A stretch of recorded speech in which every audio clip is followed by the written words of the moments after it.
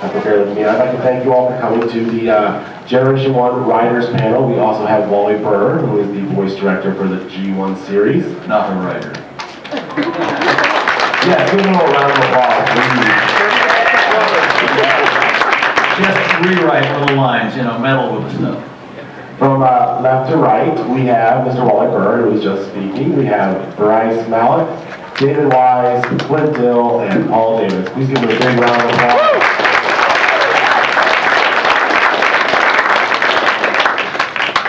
So if any of the guests would like to share any thoughts to start with, or we can open up right to questions, whatever you prefer. Who's talking? Oh, hi! Somebody voice. May I say, as not really an official or proper part of this group here, I've always regarded writing as the goal, and I really mean that. Anybody who can sit and pull it out of their head and create structure, and I've always, as a director, said, oh, this is a pleasure to work on, or sometimes not that. I am without portfolio, literally and figuratively here, meaning I have no credentials other than I sniped at things and once in a while. Oh, Wally routinely fixed dialogue. He routinely did. He didn't refer to us pulling out of our head at the time. It's so different. But these guys are hidden, they don't get seen, they don't get heard, and the animation dialogue is a lot of fun to do, but these guys weren't making it work, and it's an undercredited part of the business, and I really mean that.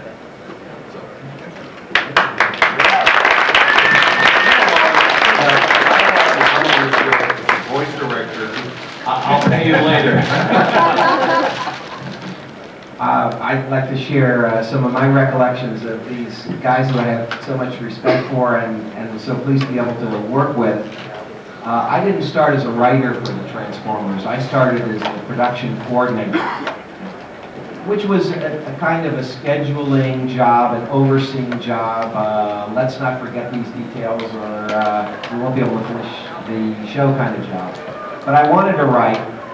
And the only time I could do that was nights or weekends. Well, the first story editors in charge of the series, Bryce Malek and his partner, Dick Robbins, right?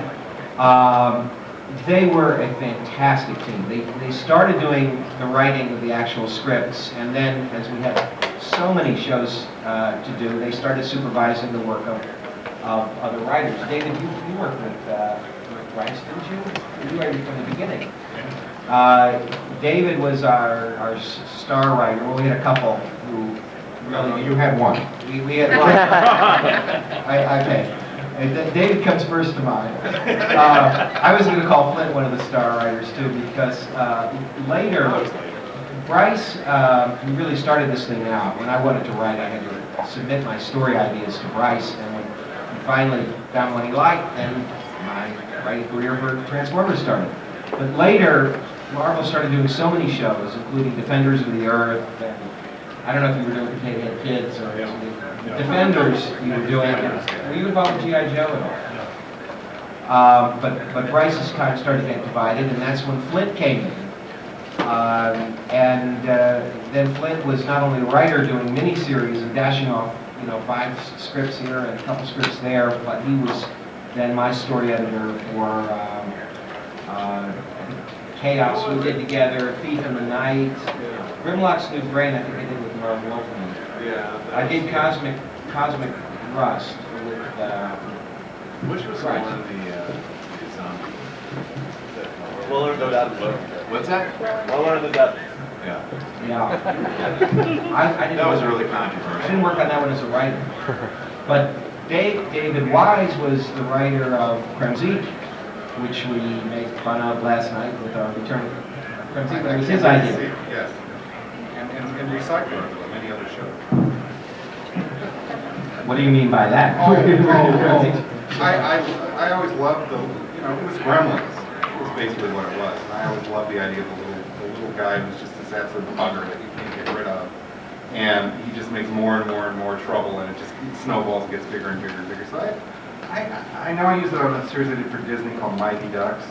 I mean, not Kremzik, but the same basic idea. Different plot to go with it. I love that idea. I write a recycle idea. We do remakes just like the records do. Hitchcock. How many times did Hitchcock do Man Who Knew Too Much? Can you tell us the names of the various Transformer shows you wrote? Not all of them, but the first one I did was Attack of the Autobots. That was kind of a stinker. And then I did one called Microbots. I think that was the next one. That's the one that, yeah. No, Attack of the Autobots is not true. The first, I had met Bryce earlier when he was at Hanna-Barbera, and then I ran into him again and when I started doing Transformers for him. How I got on Transformers was, I was originally on G.I. Joe, and I had the weirdest job on G.I. Joe, which was, the way the deal worked was, Marvel had made this sort of deal with the devil with Sunbow, where they were kind of the production facility, and Sunbow was really the company with the product. So on G.I. Joe, Sunbow generated all the scripts, and they were edited by the very talented Steve Gerber. But on Transformers, Marvel generated the scripts. So they were having a terrible problem with G.I. Joe because these scripts were like 70 pages long. And they were 70 pages, so they hired me as a consultant to like deal with these 70-page scripts. And what I quickly found out was that the people at Sunbow, like Jay Bacall, were telling Steve Gerber, put every G.I. Joe character in every episode. So I had several long conversations with Jay Bacall, who was a very nice and very intelligent man, where I sort of basically, to cut to the chase on this, told him, you've got like 192 G.I. Joe toys. You're doing 65 episodes. Just focus on 2 or 3 an episode. The kids will be much more involved emotionally with the toys. It will sort of activate the way they want to play with them. You'll have much more powerful stories instead of all this kind of chaos. So I kept telling him character stories, character stories, character stories. So then, basically, immediately the script started coming in more like 45 pages, which is what an animation script is supposed to be. And I was out of a job. So I was for a few golden weeks there. I was pulling in like $1,500 a week for doing absolutely nothing. It's the best time of my life. They actually used that same technique in Transformers. They really took the 65 episodes down and divided them up into which characters they wanted to show. And Right. By the time I got to G.I. Joe, they had the little springboard, and then they had news, ashtray, and blow iron. Right. Well, what happened was Margaret Lesh took me off G.I. Joe, and she said, but I'd like to do Transformers. And then I heard somebody say, Jay Bacall said, oh, David Wise is moving to Transformers? Good, now we'll get some really strong character stories. We'll see how, because he'd never seen my writing, right? We'll see if this guy can actually, put up or shut up. And I was like, oh, crap. What have I done?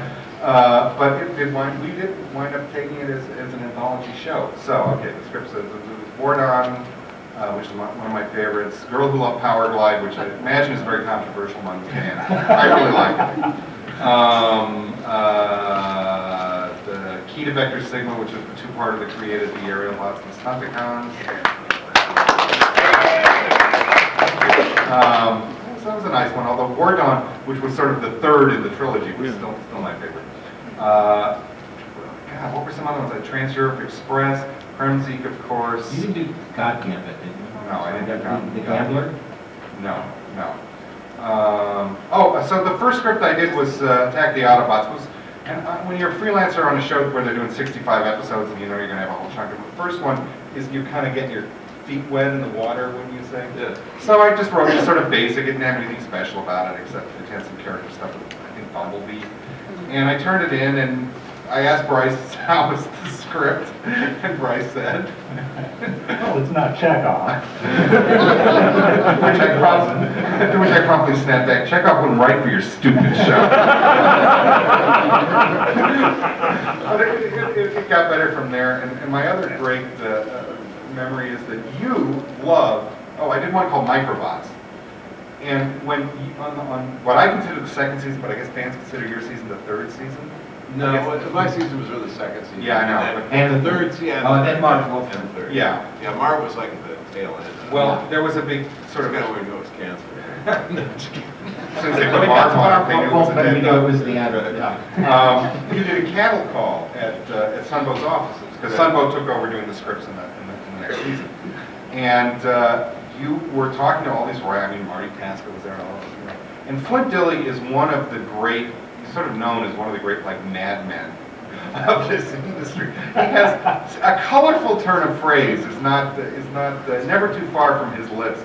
talk about people. I remember you talking about people who, like, some guy jumped off a building, he killed himself by jumping off a building. He said, well, he's sidewalk pizza, pavement pizza now. That was so he's talking about what makes the Transformers great, and jumping up and down to this room full of writers going, this is the ultimate, this is the greatest Transformers, this is the episode that absolutely typifies everything that's good about Transformers was Microbots, which was one of mine.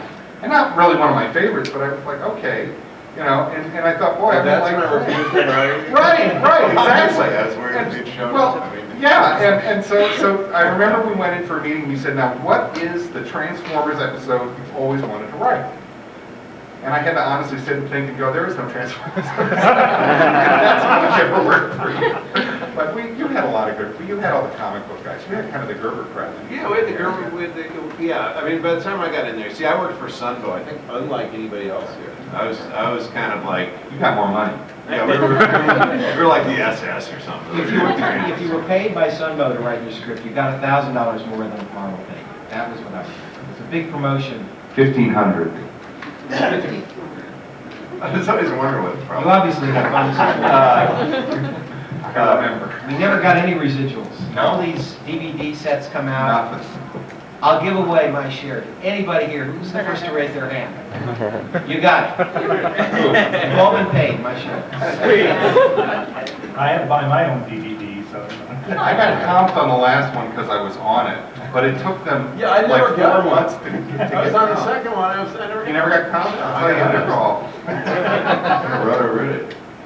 And we didn't get paid for being on it either. Oh, man. We're struggling. But you were Sunbow's spy. Yeah, I was Sunbow's. I came in at the end of the first season. It just basically made a lot of trouble. I mean, I was working on G.I. Joe with Gerber. I was ghost storyboarding for Gerber.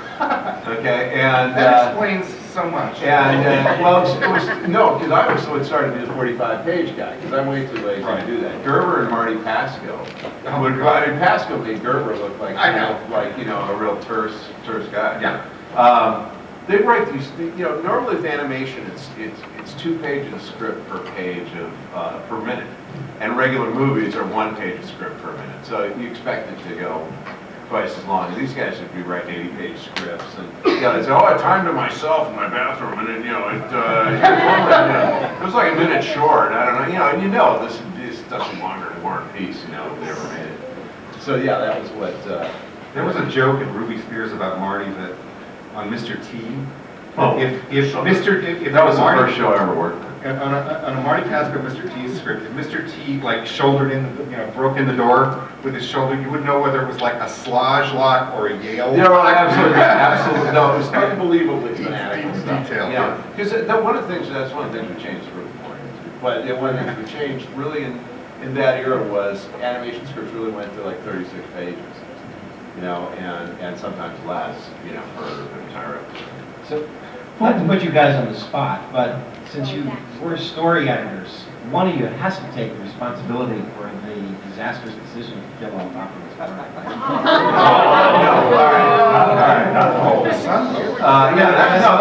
Who do we blame?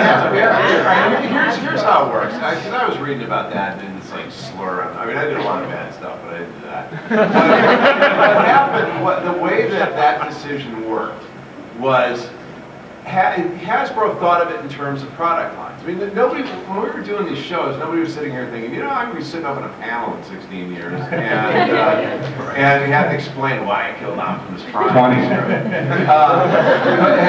And basically what it was that we thought of the product lines, and we being, I'd say the collective, everybody who really Hasbro, as, okay, here's the 84 line, here's the 85. Nobody thought that Optimus Prime would be some mythical, heroic character, okay, part of the American pantheon. So we figured, okay, he's 84 product line, give him a hook, and we got to flush him and get Optimus Prime in there, and Megatron's got to go, okay, Galvatron's on his way in, and that was the way that we knew this was going to be a big dramatic moment in the show. I mean, don't kill off a main character show and not think it's going to have an effect. We didn't expect the effect it would have. And that was... Which was a huge ratings It was plunge. huge. Well, it wasn't the ratings plunge We were off that the bothered mark. anybody. What bothered everybody it wasn't the ratings plunge, it was the fact that some kid probably in the audience, locked himself into his room for 2 weeks and wrote Hasbro about it, and the guys at Hasbro felt like such a bunch of war criminals after that they ordered Optimus Prime to be put back in the series. And what they didn't know, and nobody had the guts or the heart to tell them, was there was this other episode coming along where Optimus Prime comes back as a zombie. And so, yeah, that was the Optimus Prime story. But, yeah, it was just, I mean, there was a version, I was telling somebody earlier today, Jay McCullough and I wrote a version of the movie that we just thought was the single best thing anybody had ever written for any reason. And nobody shared our enthusiasm. But we had this moment where basically what it was the secret of Cybertron, and the secret was that Cybertron turns into a whole planet. And basically, that became Unicron later on. So what we did was we took the entire 84 product line, and they did a charge of the Light Brigade to stop the bad guys, and we wiped out every last one of them. The only people standing were the 85 product line. And that was too funny even for Hasbro. Killed your leader. For anybody who wonders whether art or commerce rules, and if you were yeah, your beloved character's known as the 84 product line. So you want to talk about how these scripts were written? Do we want to tell them about beat sheets and concepts and 3 acts and cliffhangers? Beat sheets.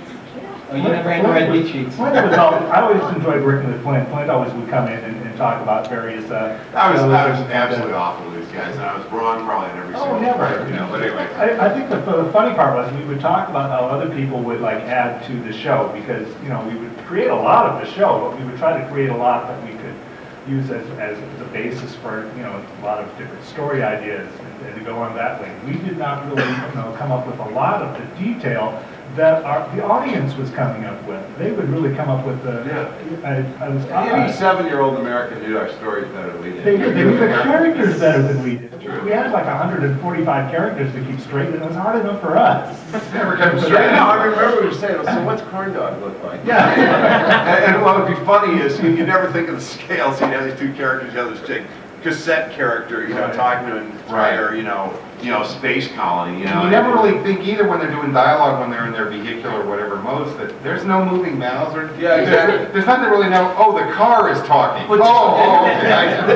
The magic is that somehow it will work. I mean, that was the peculiar thing about it, and that's why when you're approaching this stuff, you just never know what's going to work, because logically nothing about that show should have worked.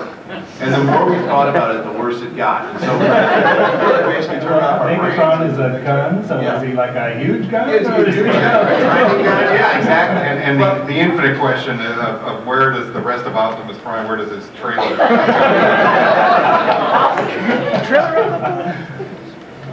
Yeah, we never did solve that, did we? No, it goes off screen. Facts off. That's the thing, probably nobody ever thought of that. Well, we didn't think of it when we were writing it. I mean, because you can't. No, it's not visualize. just some poor master in Korea Did you guys drawing have? it. Yeah, did you guys have any visual materials? Because I hadn't. Yeah, we had models. We did. Well, that's because you were on staff. But there was actually had to crank out the scripts. And there was never really enough time to really develop that. I mean, we had to write at least a script a week, so which meant that you were always planning scripts ahead of time, and things were just happening so quickly. Wait a minute, we were on every day. Well, yeah. So we wouldn't do the script a day. It took over a year to produce the show. Yeah, Jay's metaphor for it was like you had this car assembly line, and every car was coming in some way or another damaged, and it's like, oh no, there's no windshield in that one. Well, we can fix that. Oops, this one doesn't have a steering wheel. All right, we'll get to it. All right, no engine in this one. Not too bad. All right, now next one. And that's how it was. I was stuck with another end of that assembly line problem, because being the production coordinator, I had to deal with what we call retakes. We would prepare the show in the U.S. Wally would direct the voices. We designed the characters and the backgrounds and the storyboards and the timing, and then it would be shipped off to either Toei in Japan or ACOM in Korea. A few of them we did in the Philippines. And they would do the actual cell animation there. That's why so few of the cells ever have shown up in the United States. They never made it back here. But the 35mm film did make it back, and I'd have to look at it with the editors, and we'd find mistakes. You know, sometimes lots of mistakes. Oh, really hilarious ones, too. Yeah, we'd be in a race against the, you know, the broadcast date. Remember the Well, we having could get having this. a cow storyboard? Tell me. There was one of them, you know, because a lot of times you'd have them storyboarded by Mr. K, which meant the Korean guy was storyboarding things. And so they didn't understand American Idiot. And so somebody had said, you know, this character's having a cow in the background, and it was incredibly obscene.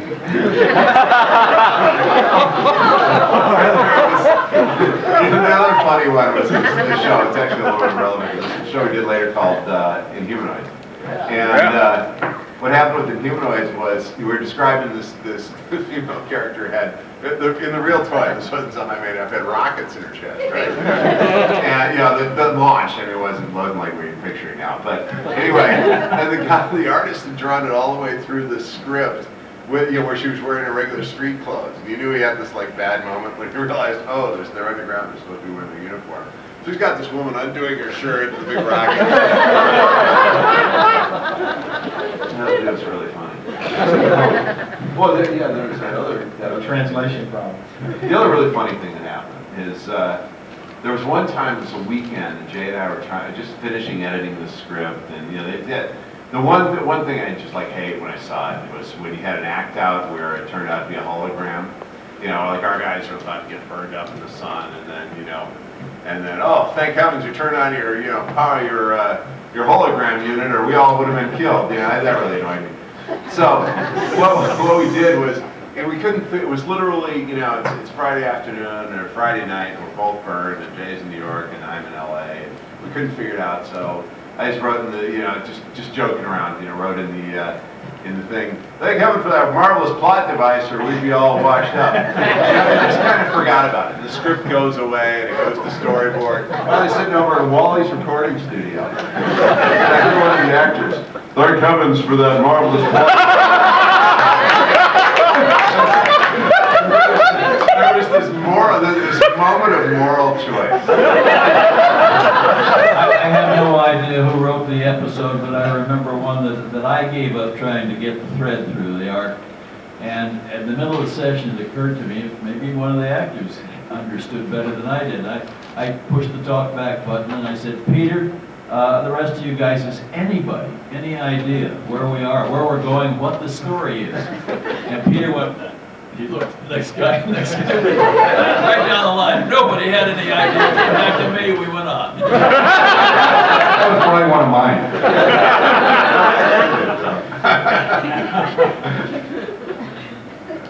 But they wrote under tremendous pressures, which is part of this is not funny, but trying to boot these things out under the, I had we need him it tomorrow. calling me like every third week, asking where the script was. Oh, yeah. I had No, there were I had- scripts that came out in 24-hour periods.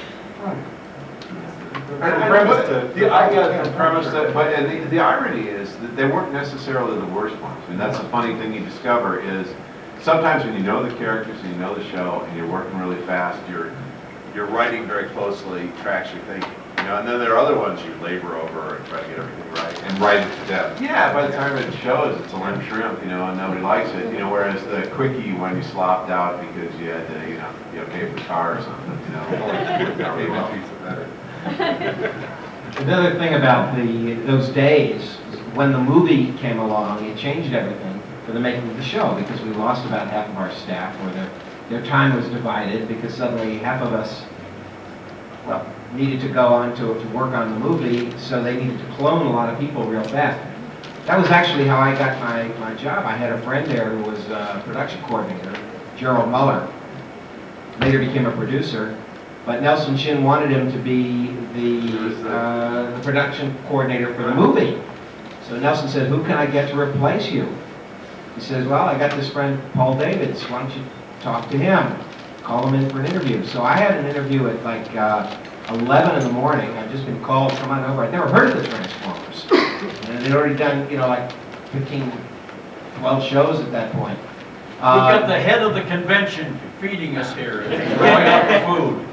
So anyway, Nelson, Thanks a lot. Nelson called me in, he showed me some cells, what the Transformers look like. He explained the show and,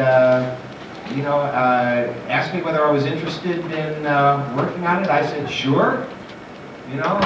He doubled my salary from the job that I had then and said, can you start at 2 this afternoon? And that was the way, And that was and then I during, was handed all these scripts. that was during the Bryce and Dick. That was Bryce and Dick. $30 a day rather than. Are there any questions? $32.50 I'm actually. seeing hands wanting to dart up. Get you the microphone here. Yeah. Right up front. Hi, David. I've been wanting to meet you since, God, 1985. Hi. Hi. Where have you been all my life? My wife lends us back. How did you get into writing for animation? I've been seeing your name pop up in just about everything I've seen through the 80s, and I kept thinking, how did I get into Oh, something like God. that? Well, this is a very interesting story to my mother. I actually started out when I was 5 or 6 years old. They used to run the Woody Woodpecker show. And Walton Lynch, do you remember this? Walton Lynch would explain about animation. And I was fascinated by it, and I actually started taking my dad's 35 millimeter still camera film and scraping the emulsion off and painting on it and doing stuff. And I started animating. I started doing flip books, and my parents knew people who were like experimental filmmakers. This is like the early 60s. And they said, get that kid a camera. And I started making weird little animated films when I was like 7 years old. These were shown all over the world. They won awards. I was written about I was on I've Got a Secret. I was in the New Yorker. He was Life 9. And I was 9, yeah. I was lecturing on animation when I was 8 years old. He looks the same now. There was never any hope for this guy. Yeah, I was pretty much doomed to be somehow in visual arts. And so I had this whole career as a kid animator, and eventually the projects got way too complicated, and animation is very expensive, and it usually involves a lot of people, and I'm like a total want to stay in my room kind of guy, And so I started writing, and I wrote science fiction stories. They were published hither and thither. I went to Clarion Science Fiction Writers Workshop. My teachers were people like Harlan Ellison and Peter Sturgeon and well-known science fiction writers.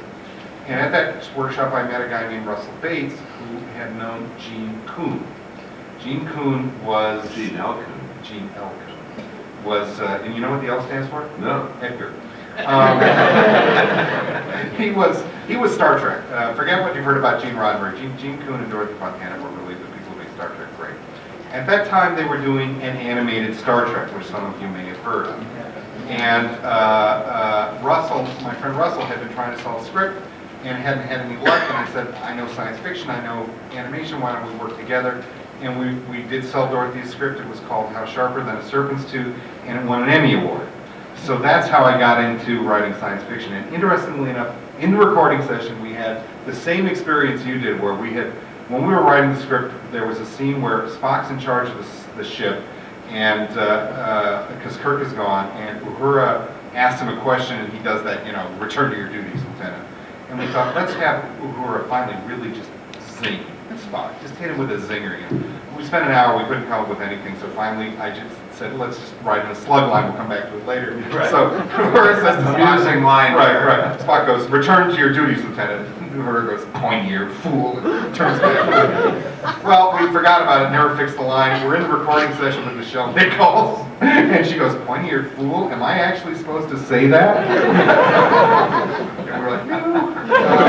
So she never did get to zing Spock. So that's how I got into it, and I was kind of muddled through the 70s. I actually wrote a lot of I wrote like for Wonder Woman and Buck Rogers and primetime shows, Quincy in the 70s. Funny you should mention that. Yeah, I couldn't get a writing job at this show. Yeah, you didn't miss much. Well, you missed $8,000 in a couple of residuals. That's the curse of Flint Dille's. Well, Al Brett, you know Al Brett?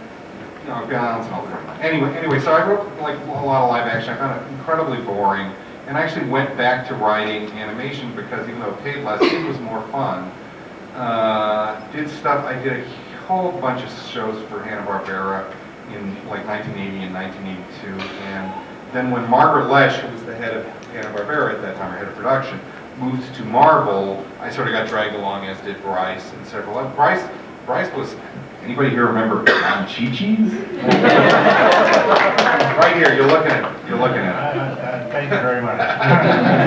And we got to meet Peo, the creator of the Smurfs. What a nice man he was. Oh yeah. So we all got dragged over to Marvel, and I wound up doing this, helping out on G.I. Joe with it was the length, and it was also my other job on G.I. Joe was explaining all the jokes to the producers. Evidently, there was not one producer at Marvel with one iota of humor. You know, they were always going, "Is this supposed to be funny?" And I'd be like, "Yes." You know, I finally got to the point where they called me up and they go, "Is it funny?" I said, "Trust me, it's funny. Just leave it in." You know, I was actually protecting the Sunbow jokes. So that's, I think, and then I did Turtles after that, and a few other things. So that's These two guys worked at Hanna-Barbera and at Marvel, so did I. I met them for the first time today. Yeah. So strangely disassociated. Oh, absolutely. Yeah, we had never, I mean, I've known who Wally Burr was. Oh, sure. See, Well, I did too. the thing is that really, can you introduce me to him? Wally Burr.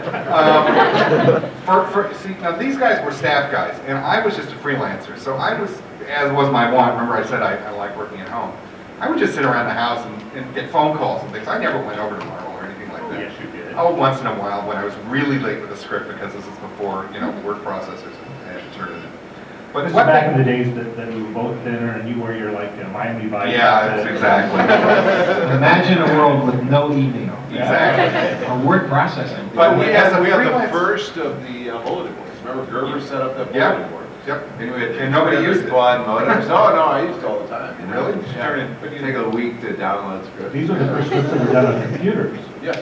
Yeah. And that was one This of is the before rules. MS-DOS. We had the old version. Yeah, you had whatever year it was CPM. right? CPM. Yeah, that's right. Yeah, it's like steam-powered computers are really something. Something to have. Some of them said NEC computers with 8-inch discs. Yeah, I had one of those. Well, I went on staff there later on a show that never made it to air, and I with the orange screen. But those of us who are freelancers, I mean, I'm sure as fans are very obsessed with continuity because you've watched shows 400 times and you've seen every flaw that can possibly be seen in the shows. But for me, as just a writer out there, you know, who really was not in the trenches particularly with it, they sent us on Transformers for like all the characters.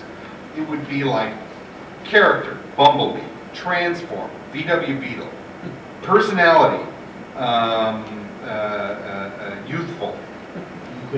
Yeah, that was it. And from that, you had to write Bumblebee. There literally was like this. Well, that was the entire complexity of the character. Well, Bryce, when I did Key to Vector Sigma, Bryce told me, he said, well, what is Vector Sigma? And Jay or somebody said, well, that's the computer that gave the Transformers all their personalities. Bryce said, well, it must not work very well.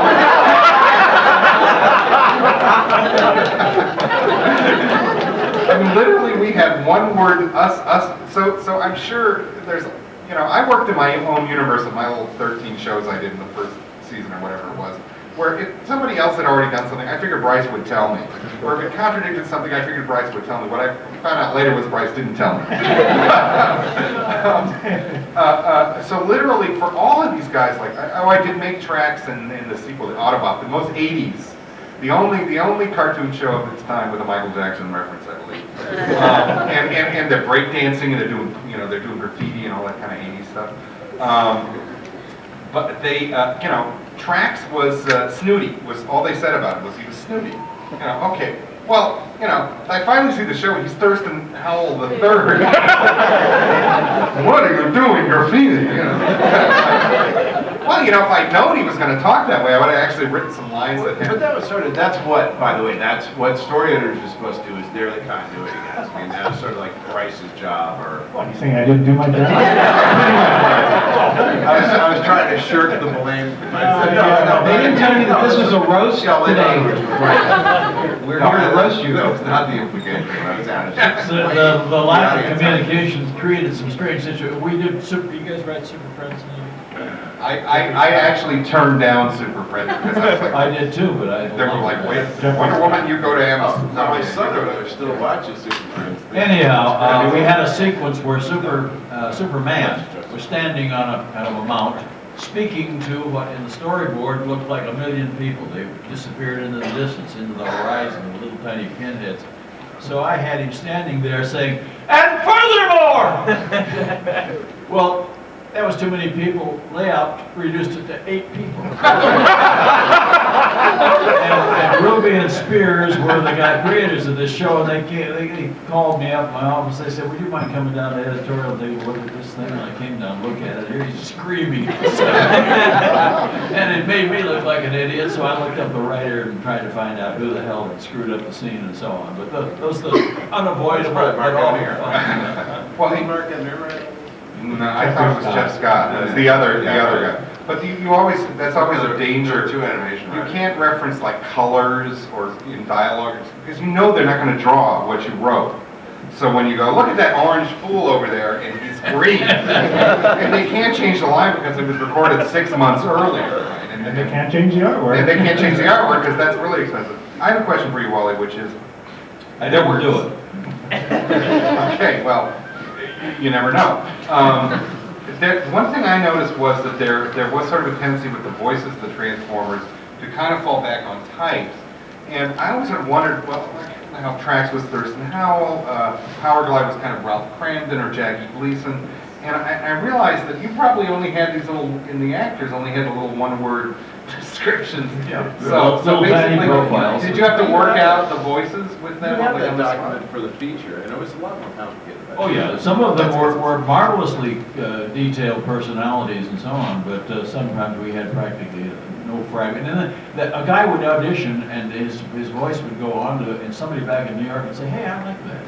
And it had then at that time no connection with the way the character had originally been designed. So those just part of the business. He went along with it, and so I ended up having to have the guy do Thurston Howell when he was supposed to have been Mickey Mouse.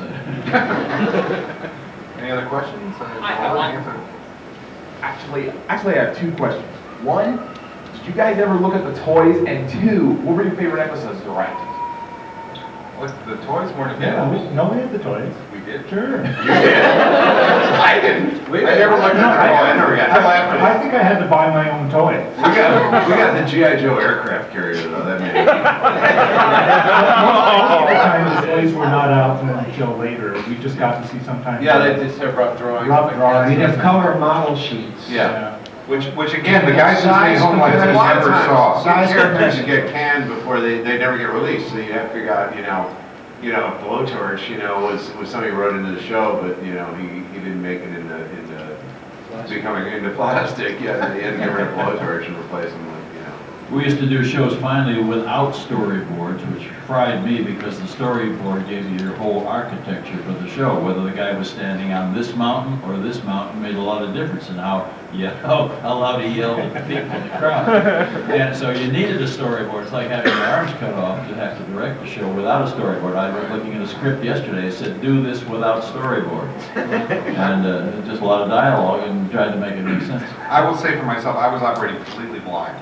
I mean, literally, I had these stupid 1 or 2 word descriptions, and I would have to ask questions to Bryce. And it never really created too And they much. would have these drawings of the toys that were like faxed over like 2 or 3 times, so they all sort of look like magic markers kind Right. of put together. It's like, Yeah. I remember the 3rd season, that was the year the Chicago Bears won the Super Bowl. I remember having all the Transformers have personalities as members of the Chicago Bears. That's the way I could tell them apart. The Chicago Bears actually have individual personalities. Yeah, they did. They had a big personality team that year. Okay. Never again, but they did. So what was your favorite script? Oh boy, I don't know. The Transformer movie that never got made. That's probably. I liked Bordon, and I really, I don't know, who out here hates Girl Who Loves Power Glide? I have no idea what the fan reaction to that. I really like that one personally. What? I like that one. I really liked that one too because I thought she was such a great character and she's so annoying. And apparently it addressed something. What I discovered like within a year after Transformers, the first generation went off the air, was that there were a lot of young female fans of the series, which surprised the heck out of me. But and they would often write fan fiction and do draw, and usually at some point in the fan fiction, Optimus Prime would take off his face mask, and there was a real man. But they really liked that show because they could relate to. And I had no idea I was doing it at the time. I just thought, evidently, I'm one of those guys who has a 14-year-old girl inside. That's not good, man. Bryce, you said that you're getting a degree in psychology. Do you have a comment there? Never mind. But I really liked writing her. Anything that was deep on character. Kita Vector Sigma was sort of fun because we got to write some. I love doing the Sunicons because they were so badass, and the aerial bots were sort of interesting because here you had fresh new Autobots who had never. They were like newborn teenagers almost. So that was sort of interesting to write. So I love those. My favorite, I did 4 of the shows. My 2 favorites. My favorite character was Grimlock. So Grimlock's new brain. You know, How many hands for Grimlock? How many? And how many hands for his brain? New brain or old brain? Old brain. Okay. Well, Grimlock was Greg he Burr. brought back his stupidity by the end of the show. He was only a genius for a short period of time. The other one, Cosmic Rust. That one was the disease movie of the week because we had this plague of rust that spread from Decepticon to Decepticon, and then the Autobots got infected. And I don't know how we wrote our way out of that one. Corostop. That was your idea, Bryce. Corostop. Most of these I actually don't remember seeing because I spent so much time at the script level. You sort of have an idea of what the story was in your head or how it plays out. So when I think of my favorite episodes, it's hard to say because they may not have come out. Yeah, they may not have come out the way I saw them. And another thing, Bryce, I've been looking at the DVDs. Do you notice that the first 16 episodes don't have the title of the episode at the beginning of the episode? You can't even tell, what it is. We did the Yeah, but first. that's sort of how it they all did- just Then suddenly we started putting the titles on them. They did, first they did the beginning 3 episodes, which started the series, the 3-parter, and then they wanted to do a 13 episode package, so we just did 13 episodes, it was just gonna be that, and then they added on the rest of the 65, so it was like done in stages, so I don't know, maybe that's why. That was a huge order. That was when we knew we were going to be in business for a long time, and an order comes in for 65 shows. Because then you know you're gonna be working on the show Well, for over a 65, year. remember we got 65 Joes at the same time. You can We're doing 130 you can go out and buy that new car you've been waiting for. You got a 65 episode order. At your house, and you Our high Mustang. your Mustang. Oh, I remember that Mustang. You remember him driving up in that? Yeah. And waving to Stan Lee every morning, who was jealous of my Mustang. He worked in Bryce's building just down the hall. Yeah, Stan was like two. That was the one on Sepulveda, like near Burbank? Yeah, That building? yeah, Oxnard. See, that was he was in Marvel 1. That was the great building. We worked in a warehouse. Had no windows. Oh, were you in the one that was like over in Reseda or? It was In Racine? Hazel. Oh, yeah, that was a real gross one. And We had these cool offices in Westwood, really felt. They were, but you had a bigger commute. Yeah, I know. Anybody else question? No questions. Yes, I thank all of you for coming. All of y'all in some fashion were some of the greatest shows that I remember growing up. Transformers and Visionaries being 2 of my favorites. I have 3 questions, 2 are from Mr. Wise and one's a repeat from Mr. Dille. Now, Mr. Wise, you covered this in the Rebirth DVD box set, season 3, season 4 box came out long ago. You mentioned that the Rebirth was a 5-parter that was cut to 3, Right. and you had to cut out a lot of characterization for the humans. Other than increased characterization, what would have been the biggest, most incredible thing we would have saw but never got a chance to see? The second question is, most everyone here knows me, Headmaster RC is one of my favorite characters. I like Daniel. Was that your idea to make him a headmaster? Was it Marvel's? And would we have seen anything else regarding them two, as far as in the missing episodes per se? And for Mr. Dille, in the movie that was, what would have been the biggest scene other than maybe Cybertron transforming that we never got to see? Oh, that would give me time to think up some incredible thing that you would have seen in the uncut version. Sex scene. There was some incredible Daniel R. scene that you were never going to see. Truthfully, the basic guts of Rebirth are in there. What's not in there is really kind of the backstory of who the Hive were, how they got to be. You know, and I just watched the box set recently myself, and one thing I would have commented on the interview if I had noticed it was the whole idea of the Hive. Have you guys seen Rebirth? You know Rebirth? Yeah. The whole idea of the Hive was they were all mind people, and their bodies had withered down to nothing because they could control everything with their mind. And then the way they drew them, they're like bodybuilders. They're like Schwarzenegger. You know? That was probably the biggest screw up in the whole in any Transformer I've ever been involved with. But so it was mostly character stuff. It was mostly showing people getting along. I don't think there was. I mean, if there were any key fight scenes, the big fight scene is Scorponok versus. So I really, you know, the thing is, the scripts never actually got written. It never got past the story outline page. So there was about 60 pages of story outline, which I don't have anymore. And I don't think there was anything really great cut out. And then the other question was Daniel R.C. Yeah, was that whose your idea? I think that was my idea. If you like it, it was my idea. If you think it was really sick and twisted, as a lot of people did, it was Sunbow. That was kind of related. Thank you. Yeah. Yeah, no, for the movie, probably what I told you about. I mean, we just thought it was really cool that the whole idea that basically what the Autobots found out was that Decepticons knew something they didn't know and were heading back to Cybertron. The whole idea being that Cybertron was going to turn into a whole, was itself transform. So that was really the thing we were having a lot of fun with in the movie. But I mean, there wasn't some, other than wiping out the entire 84 product line, there wasn't glorious scene. Actually, I felt kind of bad. It was like Charlie the Light Brigade. I had a big moment with Mr. Orson Welles. He arrived. I remember you played that tape the day before that. Remember that? I obviously he had not read the script, nor did he need to. Mr. Wells could sit down and read something and make it sound gorgeous. As you say, he could read the phone book and make it sound wonderful.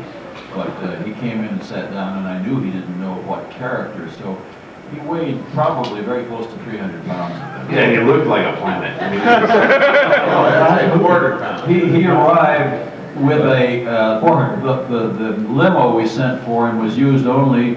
He directed the driver to take his wheelchair, which was not necessary. He wasn't that ill at the time, but he had to have a... He died within a week, however. Yeah, I thought you'd bring that up. I had nothing to do with it. I got 16 calls the day he died. He had a prophetic vision and reviews of the movie. But back to Mr. Wells, I had the pleasure of telling him that he was playing a planet. There were a couple of beats, and then he looked at me as though, "Are you pulling my leg?" But he was surprisingly good guy. I mean, he was a lovely man, and he was doing it for the buck, because he was trying to get money together to produce things that he had in his hip pocket. Yeah. And after the session, people came out of corners. They had creeped into little niches and places around the studio to just say hello, Mr. Wells. I've always enjoyed your work. And very touching. And he stopped and was very, very cordial about that. He could also chop you into little pieces if he wanted to. At one point during the session, he said, "I'll do the slating," meaning, "Don't talk to me anymore, Mr. Burr." He did a good job. The famous one was giving some guy a wedgie in the some engineer that they parodied on SCTV. Right. Yeah, there are a lot of tapes running around of most celebrities in the bad moments reeling at somebody and revealing their inner nature. Have you heard yours, Bryce? No, You don't want it. it's on for sale, I think, in the end. Well, we decimated that question. How about somebody who has the mic? This is kind of a technical question.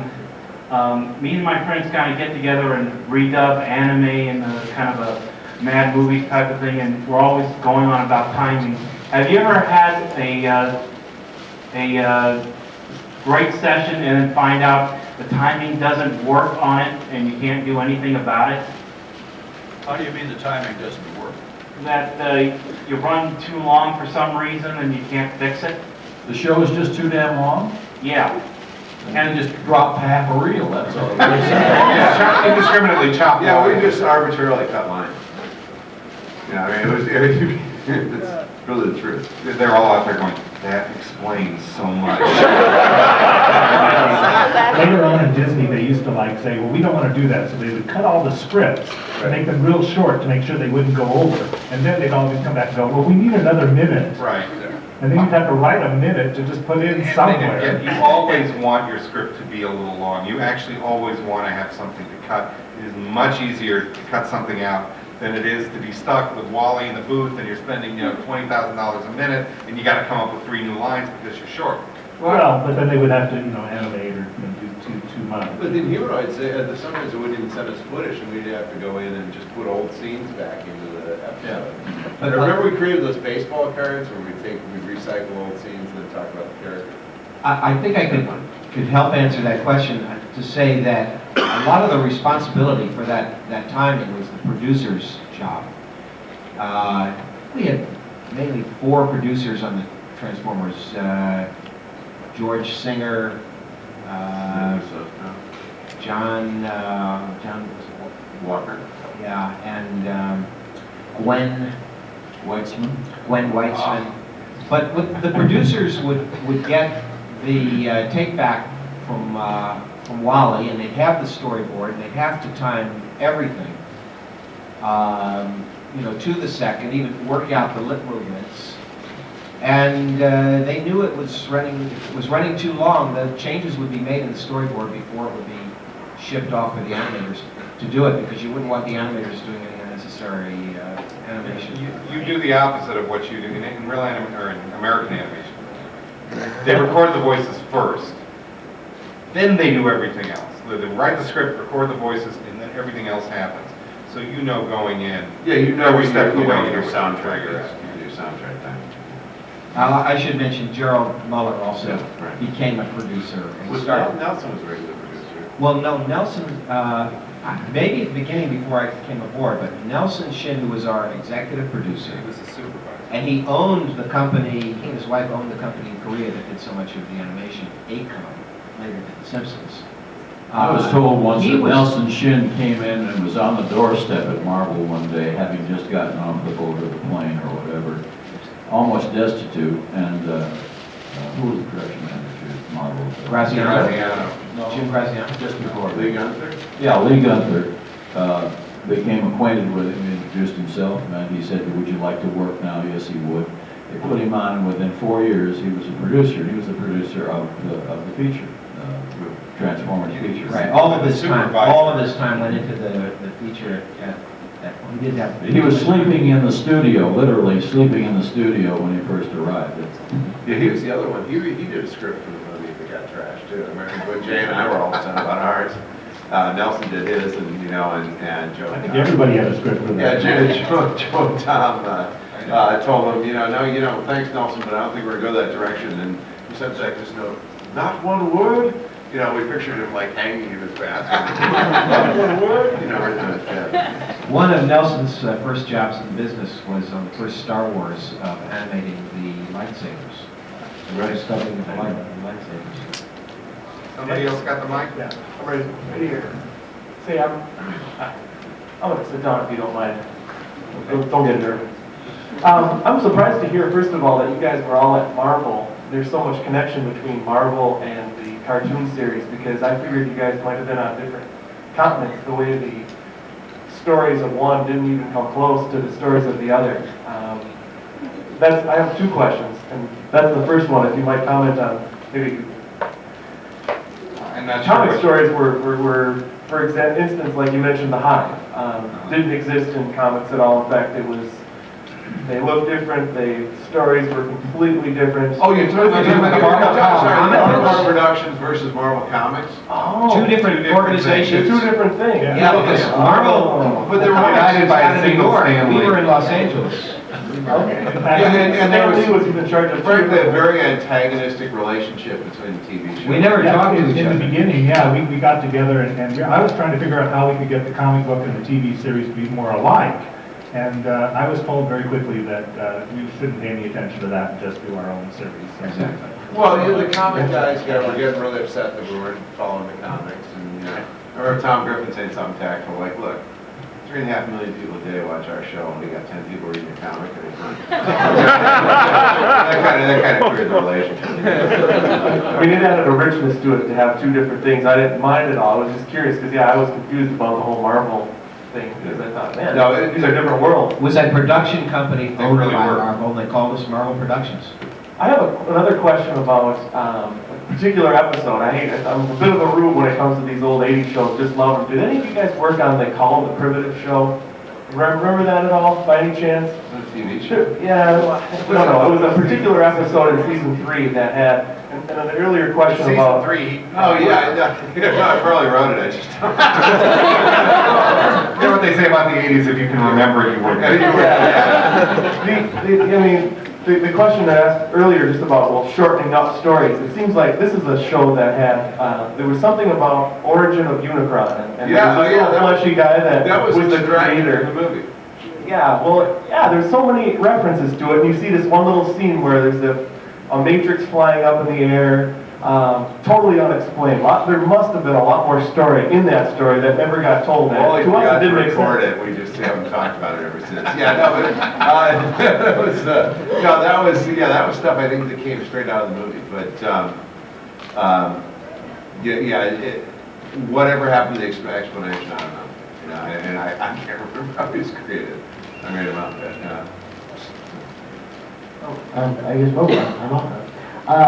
First off, thank you guys for being here. You guys wrote a lot of my favorite stories growing up, and I was just wondering if maybe you could comment a little bit on my personal favorite episode of G1, The Secret of Omega Supreme, and some of the thought processes that went into developing Omega Supreme as a character and giving him that kind of backstory with the Oh, boy, yes, that was mine. We were on a panel at Comic-Con last year, and somebody asked, what was the character you hated riding the most? And I said Omega Supreme. I will tell you the one thing I remember about The Secret of Omega Supreme, which was that I had no idea how he talked. So, and it's the whole episode is a flashback told by him, and I had no idea that he talked like this. And had I known that, I would have come up with something completely different. So basically the way they covered it in the script was, I just wrote it like he talked like a normal guy. And somebody, it must have been you, Bryce, and certainly had your grubby little fingerprints all over it, said, Optimus Prime says to him, Omega, can't you just for once talk like a normal episode, he's talking like a normal guy. And he's back to talking like this. But that's the thing I remember most about it. But, and again, this shows you kind of the level of communication that was going on here. It was just a tightly run, well-oiled organization. That line sounds very Jake It does to me too. I don't think Bryce would have done it much more subtle. Yeah, much more subtle than that. And then the actual story was, they said do these Constructicons, and I went, okay, these Constructicons, and then they become a big guy. Well, we got this Omega Supreme. I noticed here, Omega Supreme transform a railroad and a ship. Personality taciturn, and that's pretty much all I had to go on. And of course, you probably had him talking to Bumblebee, you know. The scale was always really. I knew he was big. That much I got was that he was big, but they were always good. But I just sort of basically, I thought, let's take this dumbass toy who's like a train and let's give him this tragic background and a betrayal, and let's just see how much soap opera and melodrama we can build into this thing. Transforming PlayStation. Right, exactly. And had I known he'd talk like this, I would have just come up with something totally different. But there was no orders. What went into the story was just pretty much mine. All they said was do a story with Constructicons. And I decided, okay, I'll throw Omega Supreme into the mix. Well, with the sort of subtle note, thing here is, the amazing amount of creative freedom that Hasbro and ultimately Sunbow gave us. I mean, where else in the universe could you say, hey, I'm gonna do this really sensitive soap opera story about a transforming PlayStation and trade track, you know? Actually, I did a Smurfs like that one. Who's got the mic? Hi. I have two questions, please. The first one is about the Renaissance. When they were first introduced in the movie, it was almost introduced in the way like you would never see them again, and then And they showed up in the first. and then they have this huge thing that they're the creators of the whole Transformer race. And, Right. so was that intended that they would be at the time of the movie? And, Yeah, or was that- yeah. We pretty much figured out that they were at the core mythology of it. And the Five Faces of Darkness, which was, you know, I guess the original title, I can't remember what it's called right now, the three-part, or I guess a five-part miniseries that starts the second, third season. This is Five Faces. Yeah, is it 5 parts or is it 3 parts? Three Faces of Darkness. Yeah, the three, yeah. It's one of those things. As I said, I don't remember the stuff very. No, it was the 80s. But anyway, that was always figured in the mythology that these guys have created the Transformers. And that's why they've got so many different personalities. And then the second question is, did you guys work a lot with Paul Dini or? Paul Dini did a bunch of different episodes. I worked 20 years ago at this very moment. Yeah, G.I. Joe is more than Transformers. 20 years ago at this very moment, Paul and I were up at Lucasfilm trying to figure out a droid show. So we've done a lot of stuff. I worked with him, but never on anything to do with something. Yeah, he did more shows. I worked with him on that. Hi, I have a question about just the writing process. Does it matter if you're staff, freelance, or otherwise, in terms of how you plot out, like say to be continued episode, 3-part, 2-part, or a single episode? Is it like that staff folks have more freedom for extended stories, or you just paid on? Because I guess you're contracted on a per episode basis or something. Yes, you pay per episode. If there was a 3-parter coming up, that would probably be arranged in advance before finding the writers. And you could, David could handle a 3-parter. I knew I could probably do that, but in most cases I would have to divide it up between 3 different writers just because of the scheduling thing. It takes quite a while to to develop a story, an outline, and a script, and do the revisions on that.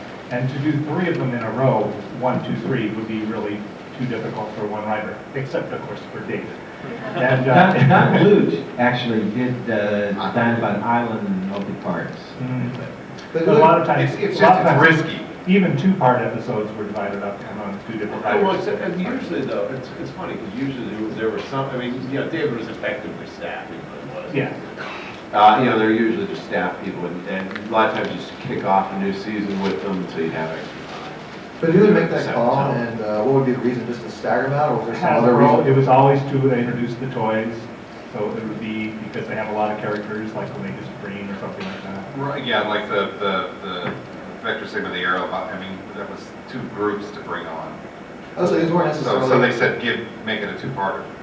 Oh, so they would actually say, like, I want 2 episodes about the Aerobots versus just 2 episodes in general, leave it up to you. I mean, they would contract Who made themselves the call, for a right? specific Was purpose. it you, or was it? I don't know on that specific one. Well, but in general. In general, we could do 2-parters, but we would have to get them approved by David Hall, and then that would be okay with him.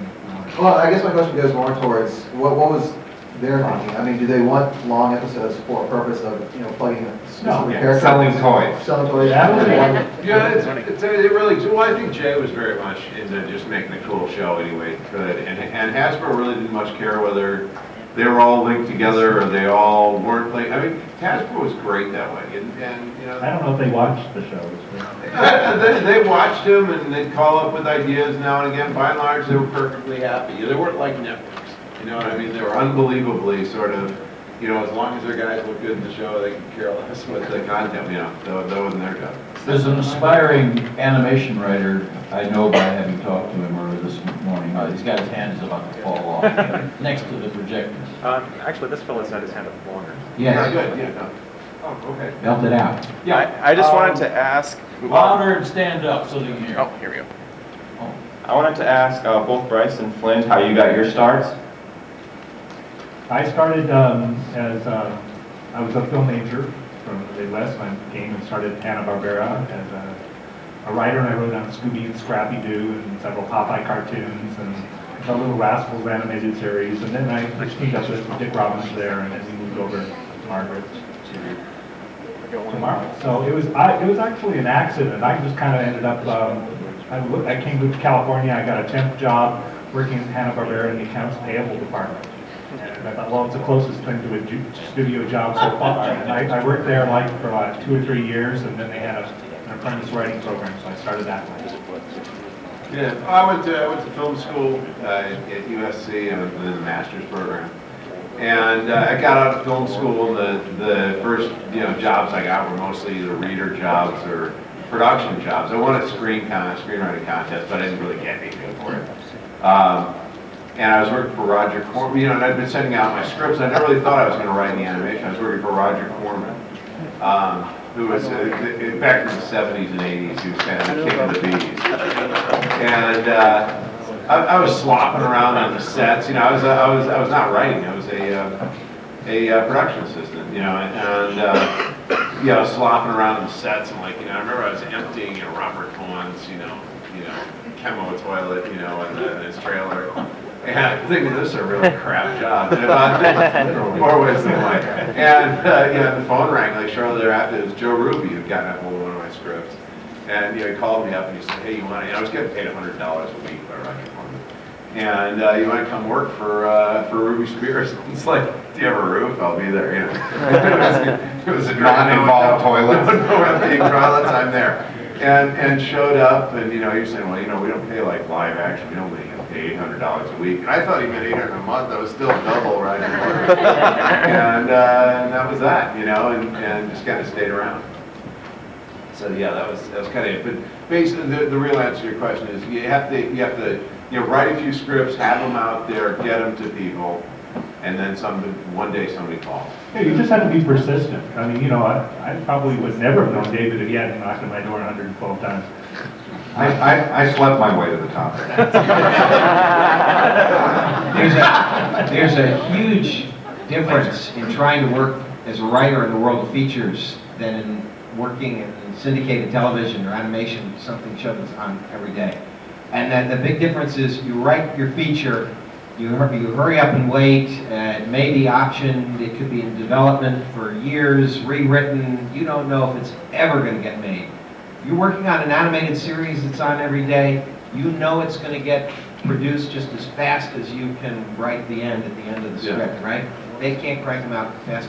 It's a great pleasure and a joy, even though you're not paid as much. I think Marvel paid us around $4,000 an episode, Sunbow $5,000. They obviously paid David Wise $5,500, but at least it gets made, and look at all the people that get to enjoy them. And what a great place to learn. I mean, you can't learn screenwriting a better way than actually seeing everything you do get produced. And having it powered out and having no time to mess around with it. This is crap every. If you're a really sensitive writer, like to meditate, this is not the business. Yeah, I mean, we think in terms of 3 acts and cliffhangers, and story beats. Each one of those acts. Are they still doing that? Six. I mean, it seems like I learned this is like 20 years ago, so I'm trying to think what the animation industry 20 years ago. Back to Aristotle. Today. I know, but I mean, it's like, what are they doing now? It's all going to New York. It's not in boards. Oh, you mean are they actually creating scripts like that, or are they just doing? How do you break into business now? We did it classically. We had to have 6 story beats in an act, and it had to end in a cliffhanger before the first commercial. You had a cliffhanger It's before very the different second. today. It helps if you have, if you're like an executive or you have an hand or you're an intern at Disney or, I mean, that's how, if they discover that animation writers will work for nothing, it's part of the problem. Yeah, well, they're getting results that show it. Yeah. Is there progress in getting Writers Guild to be the union to belong on? For features, all the feature deals I did afterwards were good. I have a request. This guy with the yellow hat had his hand up like from the get-go, and it's starting to get uncomfortable. Please give him a mic. Put his hand down. Hi, like everybody here, I'm a big fan of everything. And I was just wondering, what's it like to be in a situation like this surrounded by fans who know more about your work than you do. Not people like me shouting out the names of your episodes. It's weird, you know, because I mean, and it's not, I mean, well, everybody else can answer it their own way, but I mean, absolutely, there are people who know much more than about the episodes I wrote than I do, you know, but it's not that, you know, that we didn't like it or weren't taking it seriously when we were doing it. You just have to understand the velocity of the stuff we did that day. I mean, we turned in, you know, 4 or 5 scripts in a week when we were story editing and writing and stuff like that, and so it just didn't stay in your head what they were, and then they'd all blur into each other. Because remember, not only, you know, especially when producing them, but you'd see it in script, and you see it in storyboards, and you'd see it in the recording session, then you'd see it in the sweetening session, and you know, your brain was mush after, you know, you can only do this stuff in your mid-20s, you can't do that ever again. I'm glad you asked that question. It's a little surreal, but at the same time, I've been sort of more active in like anime and manga circles in the past couple of years. Talk about some freaky fans. I love fans. I think you guys are great. I am missing my brother's wedding to be here today because I felt so good about it.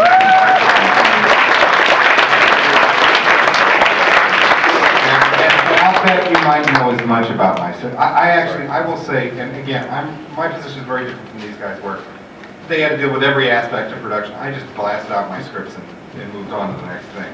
I really, for the most part, I think one of the reasons why I've had a very successful career writing for animation is I take it really seriously. I'm really enthused. If I like something enough to write about it, I'm almost a fan of it myself.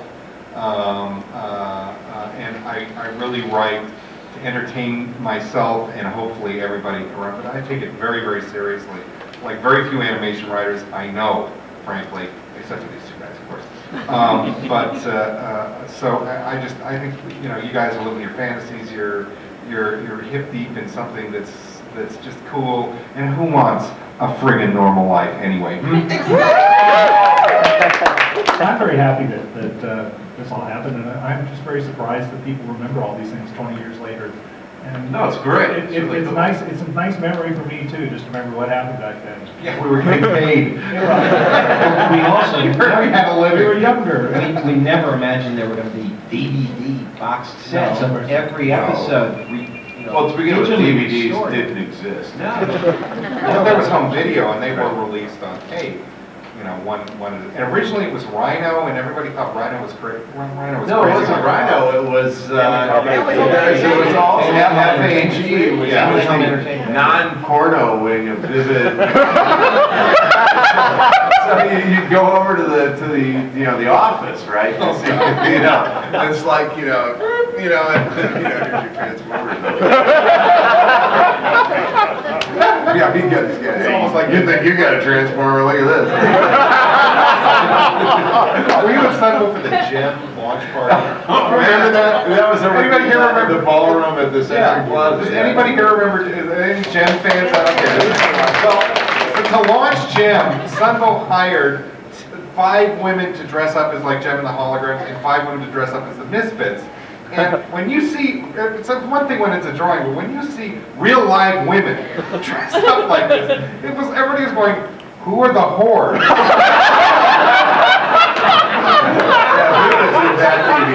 Yeah, right. The launch party. That's pretty raunchy experience. Wait, we got a guy in the back. No, you are the guy in the back. Earlier on, you made a comment that you were given free creative license to come up with your stories. You just had to sell toys.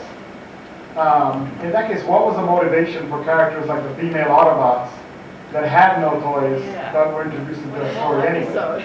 We had some really weird people writing on this show. we had like really prickly women working in the office. Yeah, there were some times that we had stories that were really, we had to like say no to, but everybody wanted to put female Autobots in there. That just seemed to be a natural. Well, the whole thing was seeming kind of, West Hollywood. I want to go on record as being against the whole idea personally. In fact, that's not true. I don't think it was ever executed well. RC was as No, it close never as was, they got. And I will say, by way of clarification, that in War Dog, the whole thing about the girlfriend turning into Elita 1 was added afterwards. That actually was not in the original script, and it's a beat that you just don't need in that story. It's always man. But that's me. I'm sure it was Hasbro. I don't think it was. Yeah, I'm sure it was. Why would you have messed with genius? Genius! I was just curious if you could remember when you started working on the movie, when you started writing that, because the promotion for it said that it was 2 years in the making. If you actually started on it 2 years in the making, you would have started on it before we saw the first episode. And I wondered if it overlapped. I wondered if you wrote the movie before some of the later episodes. The lead time on the series was 2 years. You get what you deserve, you know. But let's see. I remember. Okay, it was summer of 1986. I believe I was in New York, or 85. It came out in 86. Yeah. It was summer of 85 when I was in New York rewriting the thing I was there for like 9 weeks. And when I came back, got done then, was pretty much, okay, this is what the movie's going to be. I think Jay and I wrote our version of the script the previous January. I think it came out, I'm trying to remember what time of the year it came out, I'm guessing like winter. August 8th. Oh, it was August, yeah, well, that tells what I know. Was but, it? yeah, it was 8th. So the script was probably finished a year before it came out, and I would imagine early drafts of the script, and there were a few of them, some of which I know about, some of which I don't, probably were a year before. I mean, yeah, probably 2 years in the making could be very possibly be true. Though the reality is it was, the vast majority was done, in production. Wasn't it about 21 months in the writing and then about 3 months? Yeah, about an hour and a half in the production. Well, what was always funny about it was that I never understood why the movie had to be that expensive, because when we go see the sound sweetening sessions over Paramount where they'd be mixing all the sound together, they look pretty darn good, just the regular episodes projected on a big screen. You would think, okay, clean up some frames, slightly better lines, a little bit better animation here, and you figure, okay, your budget per episode is about $300,000 or $250,000 or whatever they were in those days. $29.95. Around 75, 90. Could have been, I don't know. Yeah, my check didn't clear. So, but the point is, I never really understood. Well, why not just do something twice as good as that? For very reasonable prices, and you'd have the movie. But that's not what they did. They spent a lot of effort. Well, they had superstars in the voice cast. And it wasn't just Orson Welles. It was Leonard Nimoy. Yeah, that was kind of interesting how that came to be. So anyway, that answer your question. Yeah. So it was sort of 2 years. I'm sure on time, so let's get some more. Yeah, who's got the mic? We got one over here. I just want to say that given the limited amount of information that you guys had on each of the characters and the time limits and the conditions that you were working under, it's incredible to me the amount of personality that you gave these characters, because they all had amazing, multifaceted personalities. They were not walking cliches on both sides. You had great characters on both sides. And that happens in the recording session. Not only that, Story editing. There were a lot of notes. It's really true. No, Bryce is right. The story editor was the person who knew all this stuff. The guy who we have to stop and say some very nice things about him. Give him, the Sunbow representative, this guy named Jay McCall, who lived, breathed, and slept that show for 4 years, and probably certainly over the expanse of the show knew it better than anybody. And a very brilliant guy. A guy he was like 22 at the time. He graduated from Harvard, and his dad put him to Jay was 22 to work. Yeah, 22, 23. His right-hand man deserves some mention too, Roger Schleifer. Roger Schleifer. He did a lot of work on the show. But Roger Schleifer was the G.I. Joe writer who just happened to be down the street. He was available. Roger was the guy that basically, his job was asking for storyboard changes. Yeah. After things were Oh, done. man, was he a pain in the Yeah, he's really good at his job. We remember him fondly. I really have Oh, to he's a say great guy. that, you know, aside from the genius of my dialogue and stuff like that, you know, that show had the best damn voice cast. You had anybody who was good. You had Frank Welker, you had Don Messick, you had Scatman Crothers. I mean, you had these guys. John who were Machida. just Stone Cold and Peter Cullen. I mean, guys who were just Chris Lano was always the best in the business, and that's really a lot of why the characters are so rich. And I recorded in Vancouver and in Hollywood, and I'll tell you where I'd rather be.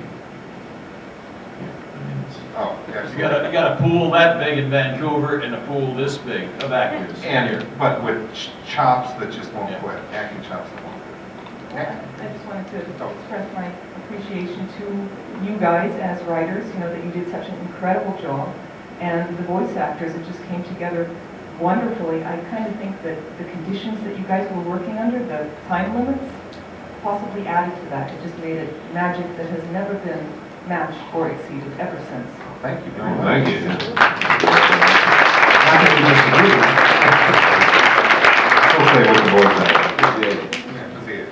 Thank you all for coming. Considering that most of you work on Transformers and G.I. Joe, was Hasbro adamant about there being continuity between both shows? Because in season 3, the episode Only Human has an aging Cobra Commander in it. Yeah. So you have to Yeah, there are a lot of the really fascinating character to watch as far as crossing over to all of our shows. A character named Hector Ramirez. He's kind of the old Geraldo Rivera. And he started out in G.I. Joe. He worked his way into Transformers and I think numerous occasions. I think he was a major character in Humanoids. Couldn't figure out how to get him into Visionaries. He showed up even in Muscle Machines, the Bigfoot show.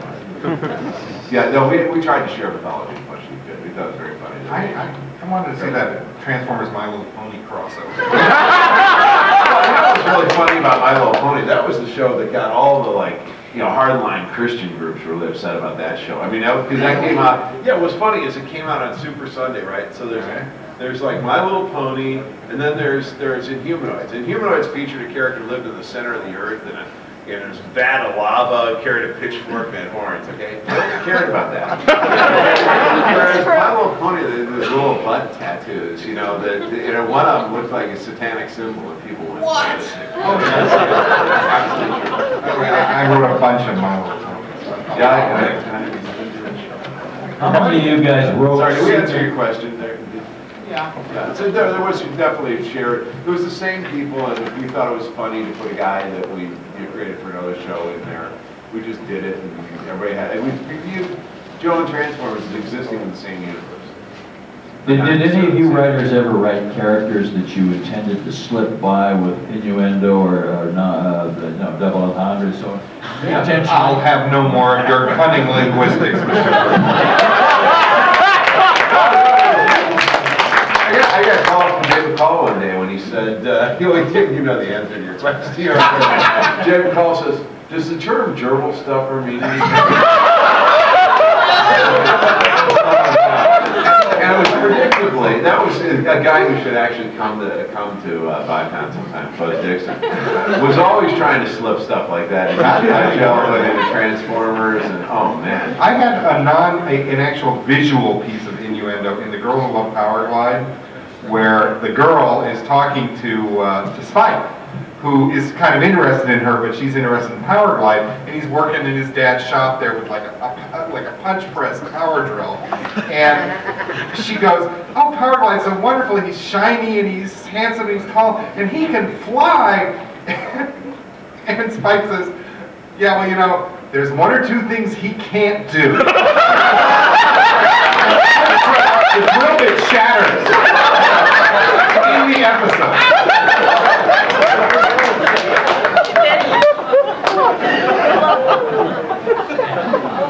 I got by with that one.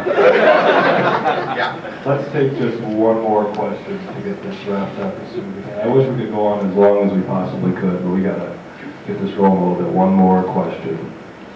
Okay. My name is Jim Cleveland. Is there any advice you would offer somebody who's trying to get into the storyboarding end of it? I got to do a couple of little freelance assignments for Disney, but I'm still waiting to see whether that will turn into a real job. I'm really hopeful, but... Are they paying you? I got paid for the 2 small jobs. Really? Great.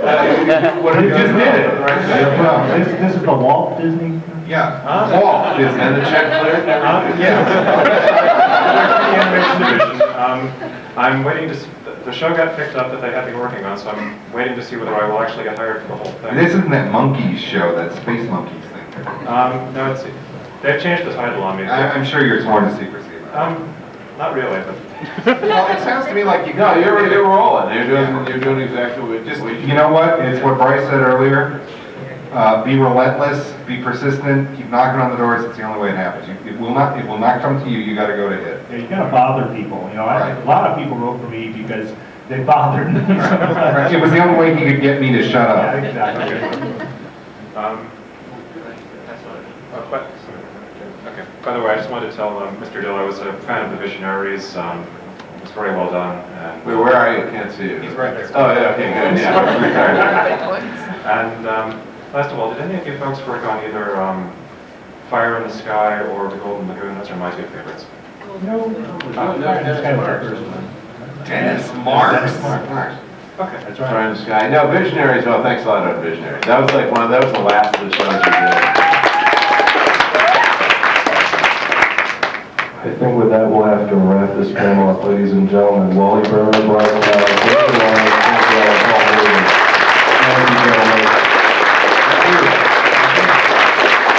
I wanted to make an announcement about the auction of the G1 memorabilia. We're going to do our signing thing now. When that's over, I'm going to go over there by the auction, and anybody who's made a bid, we'll settle up then after the autograph session. No, I'm sorry, I need to say, we need to change one thing where they're going to be signing, because the Peter Cullen autographs are running long. We're going to move that to the Exhibition Center lobby. I can take everybody down there for that, but the Exhibition Center lobby right by the dealer room. That's all set up, ready to go. Thank you.